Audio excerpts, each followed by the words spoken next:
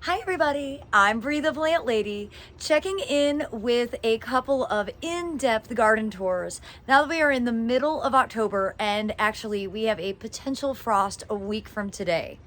So I hope you will enjoy these next couple of days as I dive deep into different sections of my garden and kind of give you a seasonal synopsis as summer very quickly comes to an end.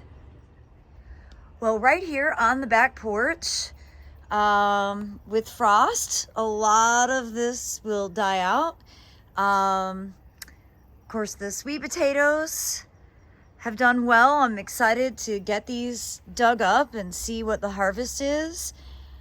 And I'm really impressed with how great those nasturtiums have done. These are the ones that I direct seeded back in the middle of August. Now, I was doing a cilantro germination trial. I actually bought a big bag of cilantro from Wegmans, and I'm thrilled to see that it has germinated. So that is great news because first of all, I love eating cilantro, but I really love allowing it to grow and flower because it has a similar white bloom to a carrot. And it's a really important part of kind of the spring cottage garden. So I've never actually grown cilantro this season, but I have it growing all over the place. I'll point it out in a couple other areas. Well, the succulent table looks great. I am not going to dismantle it, though all of this stuff is tender. I think we have 33 degrees predicted. It's totally possible that these plants will get damaged with that. I'm going to be out of town. I leave tomorrow and I'm going to be gone for a week. So I'm not being proactive in dismantling everything. To be honest, I'm exhausted and I can't. I simply can't wrap my head around taking everything in. But a lot of these plants, I think 33 degrees, they're not going to die from 33. They might get frostbit a little bit. I've been overwintering some of these succulents for like more than a decade. And sometimes I wonder why am I overwintering these? I'm going to see how it goes when I get back.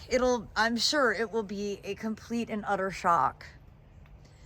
One thing that is really great that is in bloom is this Charles Grimaldi Brugmansia, and throughout the late afternoon into the early evening is when the scent really becomes abundant, and it's just so delightful to sit out here on the back porch and get whiffs from this.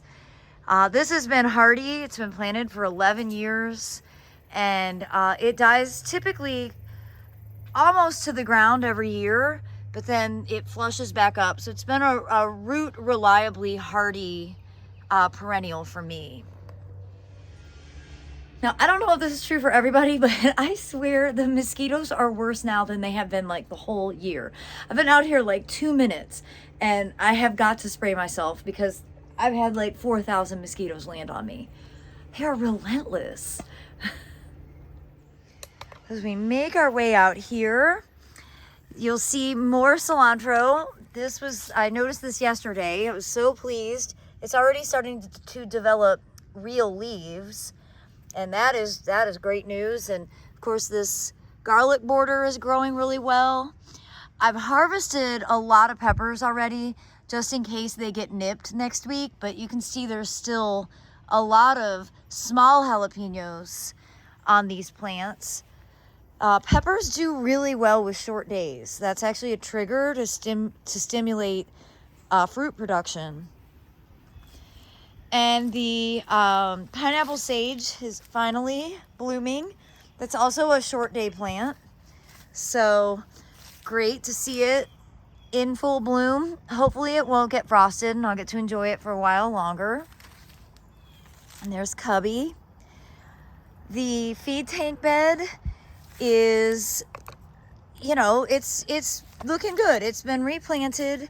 Abby and I did this early last week, and you can see the crimson clover is coming in really strong. And then the various cool season veggies that we transplanted are I think they're gonna get established. They still look a little bit rough, but that's okay. And all of the barley has germinated, so it'll be a ring of barley all the way around the pool. And I think that's going to be awesome. And, you know, again, I mentioned this in the video showing us doing this. If these cool season veggies don't look good, or, you know, they do well and we end up harvesting them, I'll probably just plant this out with violas for the remainder of the winter season. You know, I don't see anything wrong with adjusting the planting beds several times during a season, especially one like this that's right off of the back porch, and it's really, you know, one of the key beds that I look at when I sit out here and relax. Obviously, it's very important for Cubby to have a beautiful garden to lounge in. Here in this bed, you know, the basil is growing strong. The zinnias are just putting out tons of growth despite getting some powdery mildew. I'm really pleased to see there are some California poppies, Eschscholzia californica, growing. Those are things I seeded last fall. And, you know, in some ways getting a frost is great, because then I have no excuse. It'll just be time to get these beds redone. But I always want to hold on to summer. I'm not gonna lie. I'm a summer person. This dahlia has been a great perennial for me, and actually this is the dahlia that's motivating me to leave the rest of them in the ground, and hopefully they'll come through as this one has. And the eggplants are really rocking. If they don't get nipped, I'll be able to have a lot more eggplants to harvest. You can see lots of flowers, and eggplants have become a really important part of my mammal-free diet. And it's great because they're filling, and they're delicious. Now, I had big intentions of dealing with castor beans this week, and I didn't get to it. I've just kind of run out of steam, I'll tell you. But, you know, they still look good, and if they get frosted, that is also fine. I wanted to show you, though, all of these containers. Of course, the grains look absolutely awesome. Again, these got sown really early. It was part of a germination trial, but I think they're so cool when they're grown like this in mass. Yesterday I had a film crew here all day. It was absolutely amazing, but totally exhausting. And we did a bunch of lessons on small space vegetable gardening or container gardening. And we built all of these pots. So we did an herb container here with thyme, oregano, and rosemary. And then a transplanted salad bowl. And then over here is actually a direct seeded salad bowl. And then this is the direct seeded kale, just to show the example of what it will end up growing into. And then here is a foodscape container with kale, Swiss chard, dinosaur kale, and then the back section is direct seeded barley mixed with violas and snapdragons.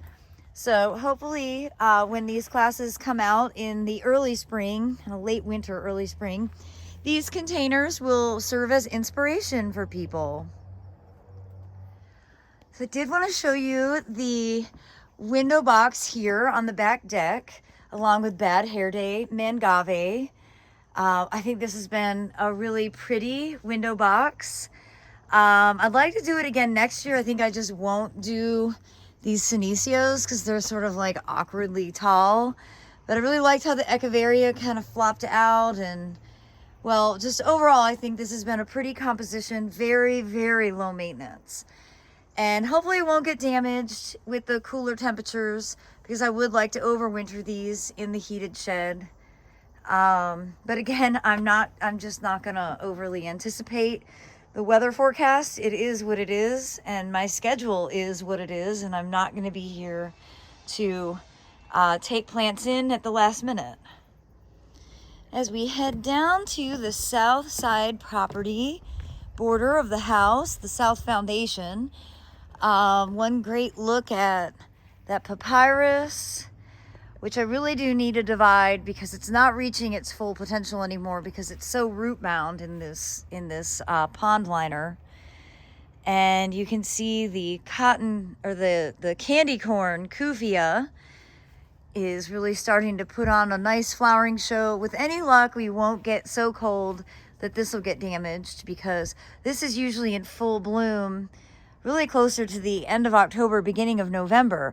You have to realize the last few years we haven't had frost until like Thanksgiving. So getting a frost in the middle of October feels really, really early. And last week I was featuring the amazing fragrance of Osmanthus fragrance variety Aurantiacus. And that's just about finished, but right on time, it's being replaced by its neighbor, Neolitsia ceracea. And this has a different fragrance than the Osmanthus. This smells more lemony, kind of reminds me of Lemon Pledge. And during the afternoon time, it's just completely covered in pollinators. Actually, I see a wasp right there. I can zoom in. This is one of my favorite broadleaf evergreen trees, and I really do appreciate the exquisite fragrant blooms that it produces, usually mid to late October. Well, I hope you've enjoyed this in-depth tour featuring gardens in my backyard, and be sure to tune in tomorrow for another section of my garden as we anticipate having the first frost of the season.